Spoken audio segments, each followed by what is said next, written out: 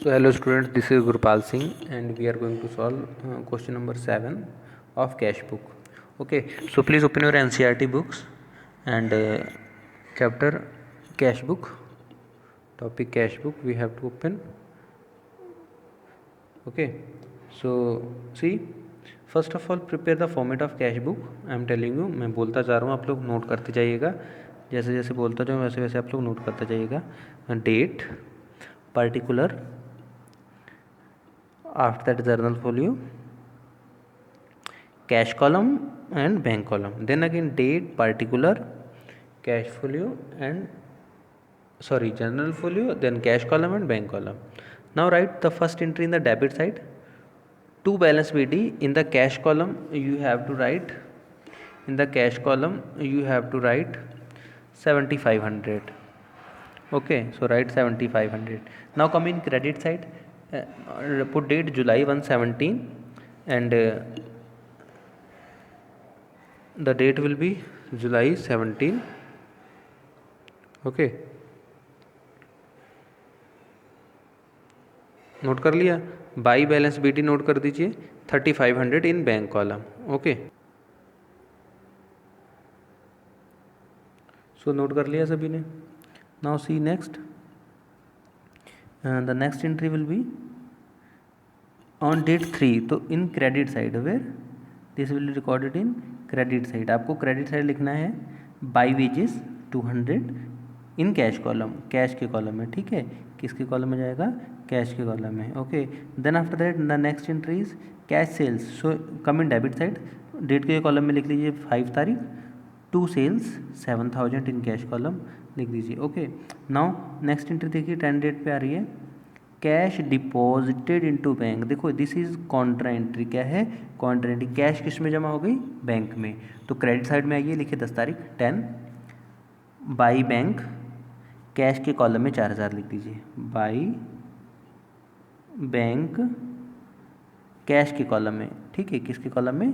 Cash के column में लिख दीजिए कितना? 4000 रुपये. ठीक है, जो बीच में जर्नल फोलियो को कॉलम बना रखा था, इन दैट राइट सी. ठीक है, सी लिख दीजिए. ओके, इतना समझ में आ गया. अब उसके बाद में आ जाइए डेबिट साइड में, डेट के कॉलम में लिखिए 10, राइट 2 कैश. अब 2 कैश करके डेबिट साइड में लिखिए आपका 4000. ठीक है, किसके कॉलम में?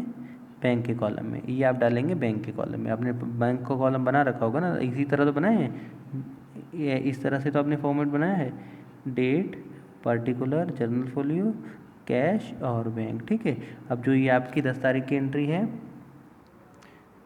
कैश डिपॉजिट इनटू बैंक, आपको ये डेबिट साइड में 2 करके जब लिखोगे तो वो कहाँ पे लिखोगे? बैंक के कॉलम में. ठीक है, 4000 रुपये लाइक दिस. ओके, सो ये समझ में आ गया. आगे आते हैं नेक्स्ट एंट्री पे.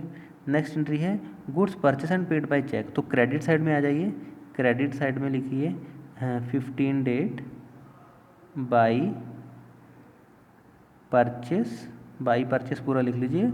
एंड बैंक के कॉलम में आप लिखेंगे 2000. कैश के कॉलम में नहीं, बैंक के कॉलम में 2000 लिख दीजिए. Okay, where? In bank column you have to write 2000. Bank के कॉलम में 2000 लिख दीजिए. ठीक है, लिख दिया है. उसके बाद में आगे बढ़ते हैं. नेक्स्ट कह रहा है पेड रेंट. फिर से आइए क्रेडिट साइड में, राइट, फिर से लिख दीजिए बाई, डेट डाल लीजिए 20 तारीख, बाई रेंट. और क्रेडिट साइड में इन कैश कॉलम, कैश के कॉलम में आपको ऊपर लिखा होगा, कैश कॉलम समझाने के लिए लिख रहा हूँ, राइट 5000 लिख दीजिए. ओके, सो हो गया इतना.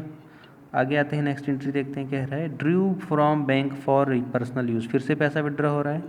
ओके, तो फिर से आ जाइए 25 तारीख डालिए बैंक के कॉलम में, सॉरी क्या डेट के कॉलम में लिखिए बाई ड्राइंग. क्या लिखेंगे? By drawing. ठीक है, और आप बाई ड्राइंग नोट करके कैश के कॉलम में लिख दीजिए कितना? 400. कितना है? 400 है बेटा. ठीक है, ये नोट कर दीजिए. देन आफ्टर दैट डेट डाल लीजिए 30 को लिखिए by salary, by salary. Okay, और कैश के कॉलम में फिर से कैश के कॉलम में लिख दीजिए 1000. ओके, अब टोटल कर लीजिए सभी साइड्स का. सारी साइड्स का अब आप टोटल कर लें बेटा, ठीक है। टोटल करके देखिए कितना आ रहा है, कैश का कितना आ रहा है और बैंक का कितना आ रहा है। अब देखो आपकी कैश जो है ना डेबिट साइड में ज़्यादा आ रही होगी, ठीक है। उसके लिए आप लिखेंगे, जब कैश डेबिट साइड ज़्यादा आ रही तो कैश के कॉलम के लिए नीचे डेट डाल लीजिए क्रेडिट साइड में 31 बाई बैलेंस CD, ठीक है। और कैश के कॉलम में लिख दीजिए आप कितना, जो भी आपका आ रहा है 8800 ज़्यादा आ रहा होगा, if I am not wrong, 8800 लिख दीजिए, ठीक है। और उसके बाद में देखिए डेबिट बैंक कॉलम का टोटल करेंगे तो बैंक का क्रेडिट साइड का ज़्यादा आएगा, डेबिट का कम आएगा, इसलिए डेट डाल लीजिए डेबिट साइड में 31 to balance BD and write in the bank column how much 1900 आ जाएगा, इसका कितना आ जाएगा 1900, ठीक है। तो उम्मीद करता हूँ क्वेश्चन आपको समझ में आ गया होगा। If any kind of problem will be there तो put your problem in the comment section. Okay, thank you students for watching this video.